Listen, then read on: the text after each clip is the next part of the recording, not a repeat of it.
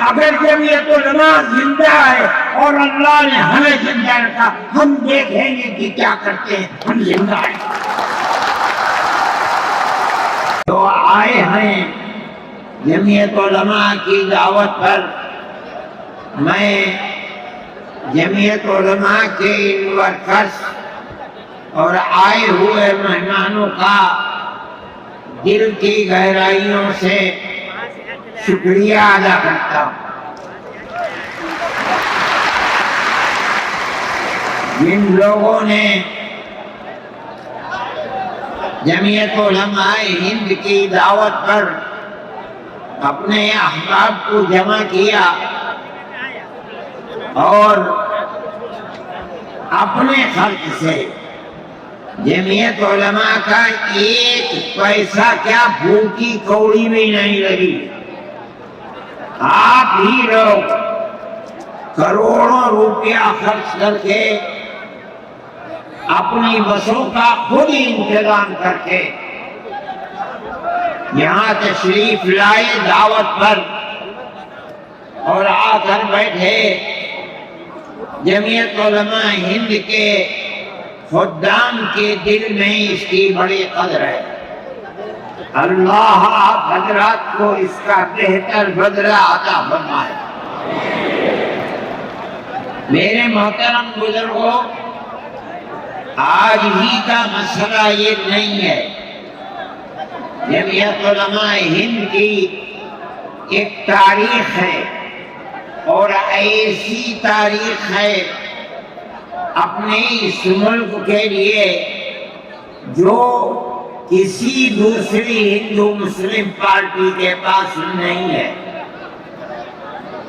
علماء نے اس ملک کی آزادی کے لیے اگر آپ ان کی تاریخ کو پڑھیں گے تو آپ کو اندازہ ہوگا کہ ان کی اس ملک کی آزادی کے لیے قربانیاں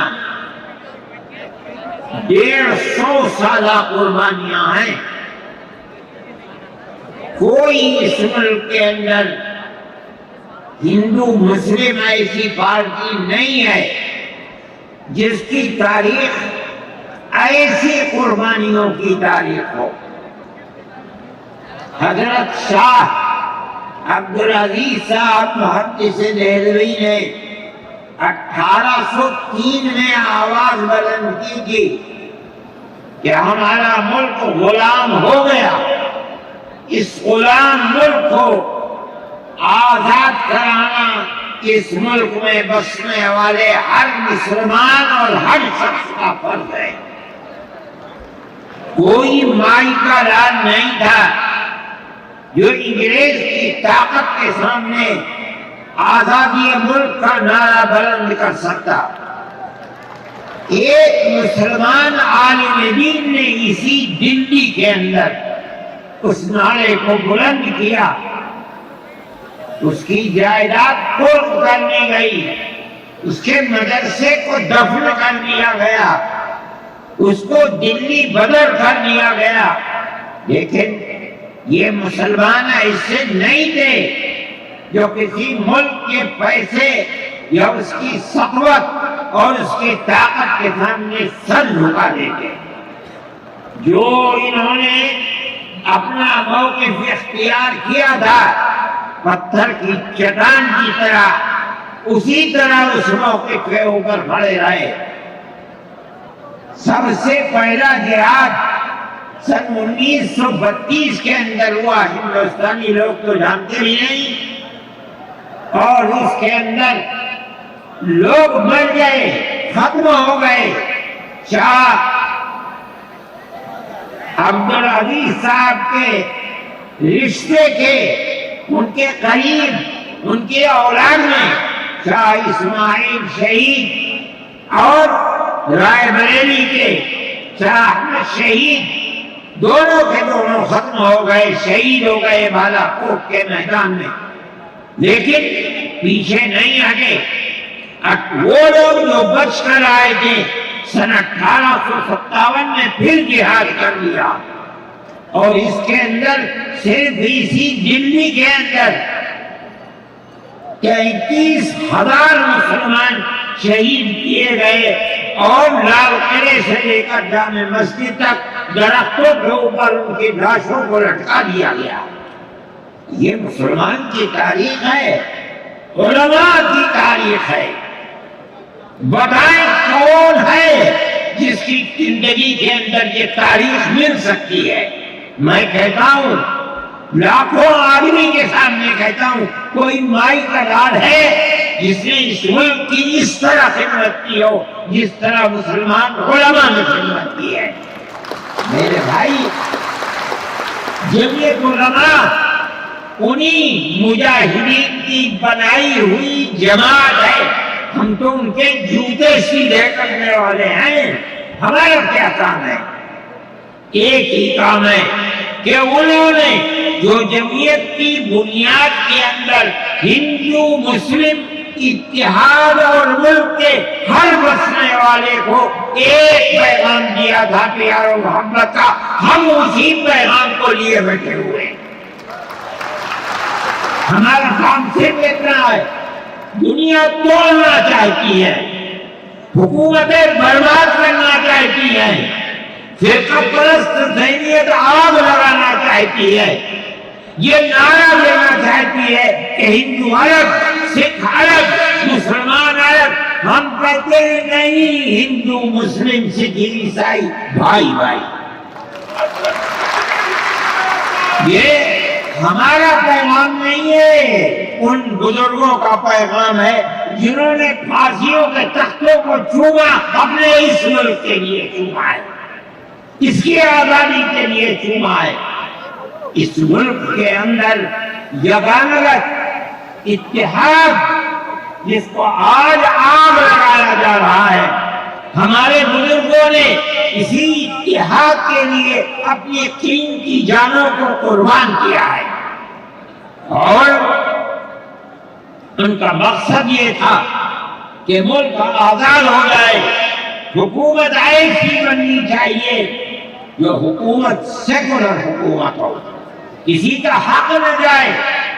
کانگریس اس لیے نہیں بنی تھی، یہ 1803 کی آواز ہے کہ ملک غلام ہو گیا، جہاد کرنا فرض ہے۔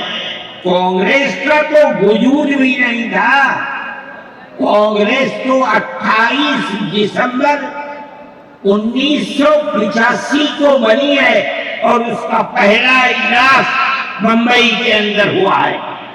آپ لوگ سمجھیں اس کو، کانگریس ملک کو آزاد کرانے کے لیے نہیں بنی تھی، کانگریس کی تجویز موجود ہے۔ وہ کہتے ہیں کہ ہندو مسلم ملک کے بسنے والوں کی اس جنگ و جدال سے دو جہاد، سن 32 کا 1857 کا، اس جہاد کے نتیجے میں جو برطانیہ کی حکومت اور ہندوستان کی حکومت میں دوری پیدا ہو گئی ہے، کانگریس کا مقصد تھا کہ اس دوری کو ختم کر دیا جائے، ملک کو اپنے گردن سے زنجیر غلامی کی نکال کر توڑ دیا جائے۔ کانگریس کا مقصد نہیں تھا۔ میں آپ سے کہتا ہوں، یہ بات ہے اور کانگریس کی تجویز میں موجود ہے، کوئی اس کی تردید نہیں کر سکتا۔ کسی نے حضرت گنگوہی رحمت اللہ علیہ سے پوچھا کہ ایک جماعت بنی ہے جو ہندوؤں نے بنائی ہے انگریز کے ساتھ مل کر، کیا مسلمان اس جماعت میں شریک ہو سکتا ہے؟ حضرت نے فتویٰ دیا اور یہ کہا کہ جس طرح اپنے کاروبار میں ہندو مسلمان شریک ہو سکتا ہے، اسی طرح اس پارٹی کے اندر بھی ہندو مسلمان شریک ہو سکتا ہے، بشرطے کہ دین کو کوئی نقصان نہ پہنچے۔ اس فتوے کا نام ہے نصرت الابرار، جو پرانی دنیا مکتبے ہیں، لائبریریاں ہیں، یہ آج بھی وہاں موجود ہے۔ یہ صرف فتویٰ نہیں ہے، یہ اس لیے ہے کہ یہ اشارہ ہے کہ مسلمانوں کو کانگریس کے ساتھ شریک ہونا چاہیے۔ اور کانگریس کے اس نظریے کو بدلنا چاہیے۔ کانگریس کے اندر مستقل غلامی کی زنجیر کو توڑنے کے لیے اور انگریز کے ساتھ جہاد کرنے کے لیے تیار کرنا چاہیے۔ مسلمان جوک در جوک اس کے اندر شریک ہوئے، کانگریس کے اس نظریے کو بدل دیا اور کانگریس کو ملک کی آزادی کے لیے کھڑا کر دیا۔ یہ مسلمان کا، علماء کا، جمعیت علماء کا کردار ہے۔ کوئی مانے نہ مانے، تاریخ میں لکھی ہوئی چیزیں ہیں۔ ہم سے پوچھے، ہم وہ تاریخ کی لکھی ہوئی چیزیں دیکھیں۔ ہماری تاریخ کو مٹا دیا گیا۔ وہ طبقہ وہ آج ملک کے اندر اسلام اور مسلمانوں کو دفن کرنا چاہتا ہے، وہ ہماری تاریخ کو دفن کرنے کے اندر کامیاب ہو گیا۔ مگر ہم کہتے ہیں کہ ہماری تاریخ ہے۔ میرے بھائی، ملک اسی طرح چلتا رہا، جیسے جیسے آزادی قریب آتی رہی۔ جمعیت علماء ہند وہ تنہا ایک جماعت تھی جو برابر موتی لال نہرو، جواہر لال نہرو، گاندھی جی سے یہ بات کہتی رہی کہ ہمیں ضمانت دو، ہم 143 سال ہیں ہماری زندگی، جہاد کی زندگی، ہمیں یہ ضمانت دو کہ ملک آزاد ہوگا تو اس کا کردار سیکولر کردار ہوگا، دستور سیکولر دستور ہوگا، جس کے اندر ہندو، مسلمان، سکھ، پارسی، عیسائی ہر ایک کو اپنے مذہب کے ساتھ جینے کا حق ہوگا اور حکومت کا کوئی مذہب نہیں ہوگا۔ ہمارے پاس تجویزیں موجود ہیں۔ برابر ہمیں مفتی کفایت اللہ صاحب جو جمعیت علماء کے اس وقت صدر تھے، نام لے کر ان کے پاس موتی لال نہرو، گاندھی جی، یہ لوگ اپنی ورکنگ کمیٹیوں کی تجاویز بھیجتے ہیں، مفتی صاحب کرم فرما، مفتی صاحب یہ ہے کہ ہمارا ملک جب آزاد ہوگا ہم گارنٹی دیتے ہیں کہ ملک سیکولر ملک ہوگا۔ اس کا کیا مطلب ہے؟ ہمارا کردار، ہمارا مذہب، ہمارا وقت، ہر چیز آزاد رہے گا۔ مسلمان کس طرح رہے گا، اپنی زندگی گزارے گا، اپنے مذہب کو سینے سے لگا کر زندگی گزارے گا۔ میں یہ بات صرف ہوائی نہیں کہہ رہا ہوں، آپ غور سے اس تحریر کا ایک ایک لفظ سنیں۔ ہری پور ضلع سورت کا اجلاس عام جو 19، 20، 21 فروری 1938 میں 47 میں ملک آزاد ہوا، یہ اجلاس 1938 میں، اس سے بھی 9 سال پہلے، یعنی آج کے مقابلے میں 80 سال پہلے یہ اجلاس ہوا تھا۔ اس کے اندر تجویز دے دیا، ورکنگ کمیٹی نے 1937 میں اپنی کلکتے کی میٹنگ میں اقلیتوں کے حقوق پر جو تجویز پاس کی تھی اسے یہ کانگریس منظور کرتی ہے، اس وقت کی بات ہے، اور نئے سرے سے اعلان کرتی ہے کہ ہندوستان کی اقلیتوں کے تمدنی، مذہبی اور لسانی حقوق کی حفاظت کرنا کانگریس کا پہلا فرض اور بنیادی پالیسی ہے، تاکہ حکومت کی کسی بھی ایسی اسکیم میں جس میں کانگریس شریک ہو، اقلیتوں کو ترقی اور نشو و نما کا زیادہ سے زیادہ موقع مل سکے۔ آپ الفاظ پر غور کیجئے، اور وہ قوم کی سیاسی، اقتصادی اور کلچرل زندگی میں پورا حصہ لے سکے۔ اس کے بعد اس بنیاد پر مسلمانوں کو مطمئن رہنا چاہیے کہ آزاد ہندوستان کی حکومت نے ان کا مذہبی فرائض اذان، نماز، جمعہ، عید، روزہ، حج، زکوٰۃ، مذہبی تبلیغ، مساجد، مقابر، قربانی، مذہبی جلوس، مذہبی جلسے وغیرہ جملہ مذہبی رسوم اور مذہبی ادارے محفوظ ہوں گے، اور اسی طرح ان کی تہذیب و تمدن، ان کے تعلیمی ادارے، خانقاہیں، امام باڑے، عیدگاہیں، تکیے، کربلائیں، آثار قدیمہ، اوقاف وغیرہ سب محفوظ ہوں گے، اور اسی طرح ان کی زبان، ان کی شاعری، رسم الخط وغیرہ سب کے سب آزاد اور محفوظ ہوں گے، کسی پر کوئی رکاوٹ اور قید نہ ہو۔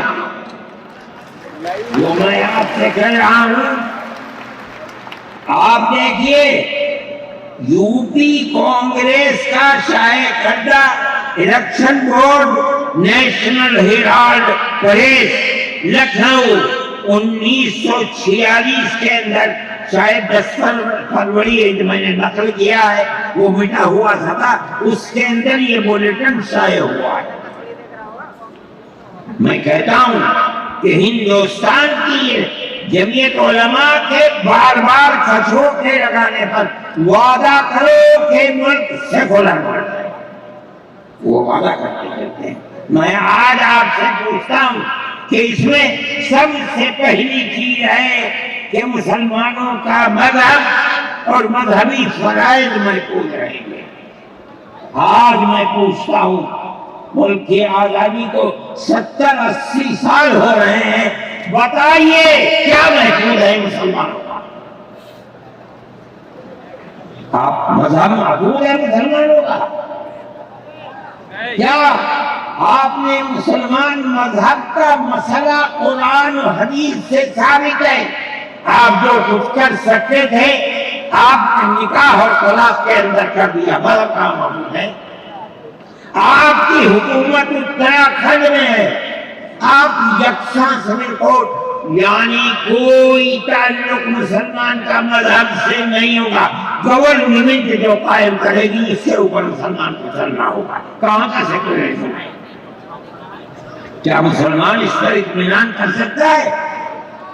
آپ کی زندگی اور آپ کی حکومت کا بنیادی ناپاک پتھر یہ ہے کہ مسلمان کو اپنے مذہب سے آپ دور کر دیں۔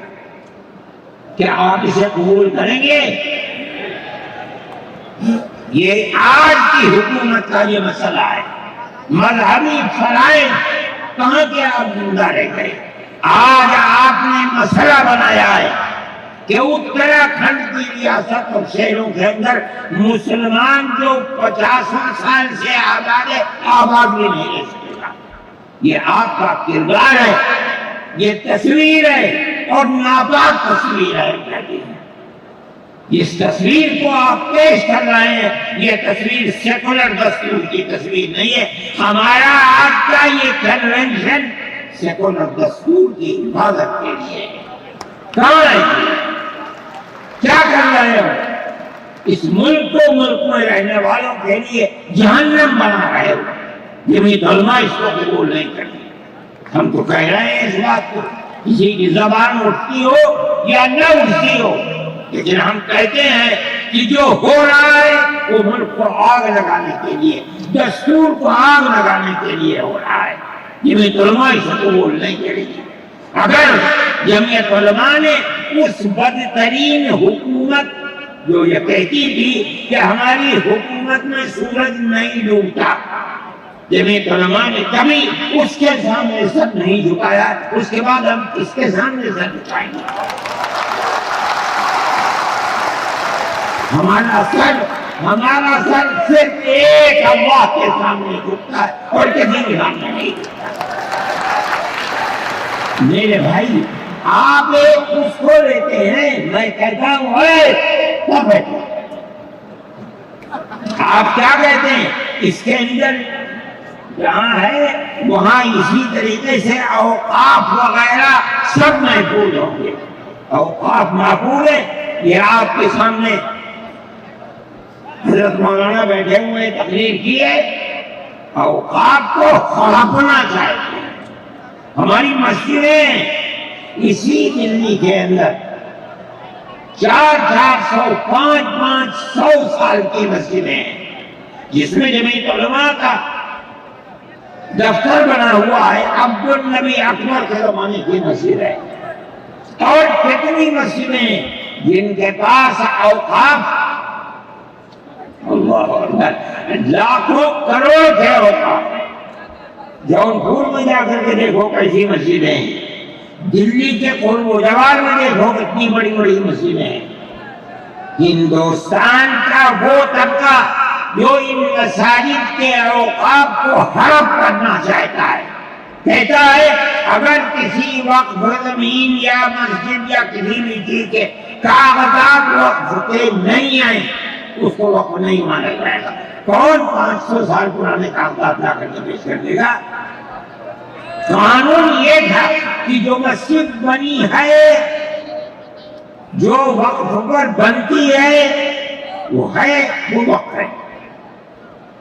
آپ کو کیا درد ہے کہ آپ اس اوقاف کو وقف کو ختم کرتے ہیں؟ اس کا مطلب ہے مسلمانوں کی زمین کو ہڑپ کرنا چاہتے ہو, حرام کھانا چاہتے ہو, اس لیے انہیں اوقاف کو ہڑپ کرنا چاہتے ہو. ہم اس کو قبول نہیں.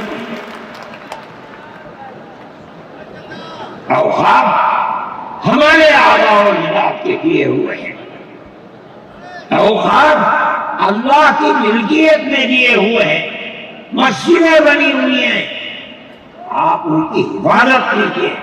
اس لیے کہ ہم اس ملک کے رہنے والے ہیں, ہم باہر سے آئے ہوئے نہیں ہیں. اگر ہندو گوجر ہے مسلمان بھی گوجر ہے, اگر ہندو جاٹ ہے مسلمان بھی جاٹ ہے, اگر ہندو راجپوت ہے مسلمان بھی راجپوت ہے. جاؤ دیکھو کشمیر کے اندر اگر ہندو بھی رحمن ہے مسلمان بھی رحمن ہے.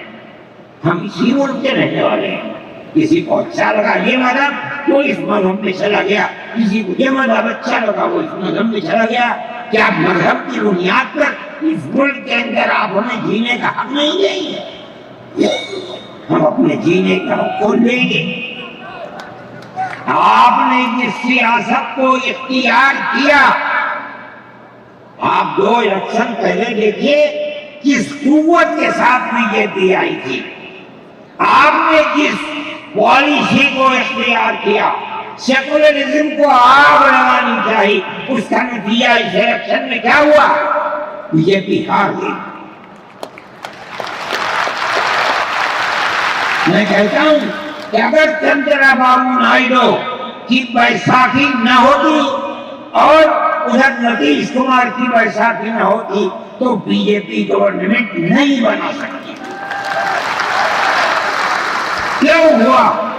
وہ جو 14 سال پہلے اتنی قوت کے ساتھ آئی تھی کہ لگتا تھا کسی دوسری جماعت کا چراغ نہیں جل رہا ہے, وہ چراغ آج بجھ کیسے گیا؟ اس پالیسی کی وجہ سے.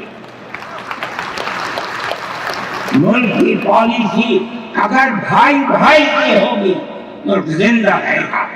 ایک باپ کی اولاد 5 4 3 اگر پیار و محبت کے ساتھ رہیں گے وہ گھر آباد رہے گا. اگر دشمنی ہوگی سب برباد ہو جائیں گے. ہماری یہ پالیسی ہے کہ ہندو مسلمان سکھ عیسائی سب ایک دوسرے کے ساتھ بھائی بھائی. آپ اس پالیسی کو کیوں مخالفت کرتے ہیں؟ ہم اسی طرح چلتے ہیں. جمعیت علماء ہند کا یہی کردار ہے. جمعیت علماء ہند آج بھی یہی کرتی ہے. میں نے ابھی چند مہینے ہوئے میوات کے اندر لوگ لوٹ گئے, پس گئے, ان کو جمع کیا. ہم نے ان سب کو 1 لاکھ یا 2 لاکھ روپئے دیے جا کر کے. مسلمان بھی تھے, ہندو بھی تھے. ہم نے ان کو دیا, وہ خوش ہو گئے. ہم ہر سال تقریباً 1.5 کروڑ روپیے دیتے ہیں بچوں کو جو پڑھنے والے ہوتے ہیں، جو غریب ہوتے ہیں، اونچی تعلیم کے لیے۔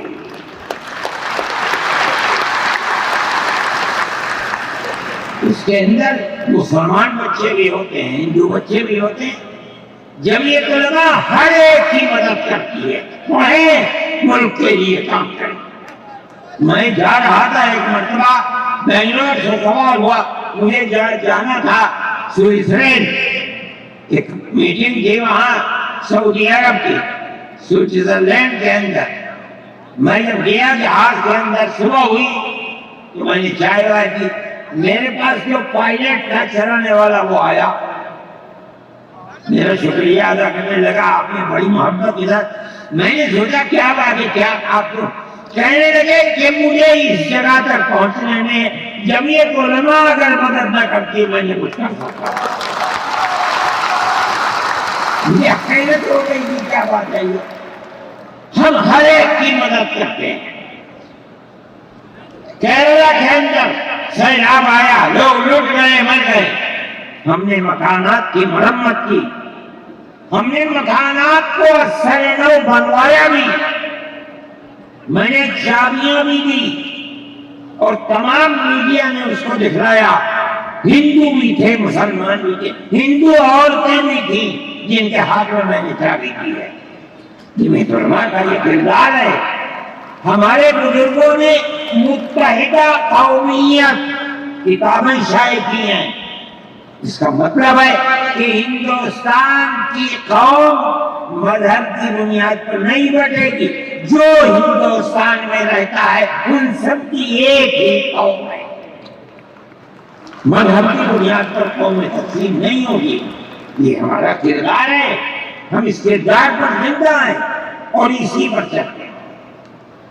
صحیح ہے، یہ ملک کے اندر جو پالیسی چل رہی ہے کہ ان کو مار دو، ان کو گرا دو، ان کو، آسام کے اندر یہ پالیسی آج سے نہیں سن 12 سے چل رہی ہے۔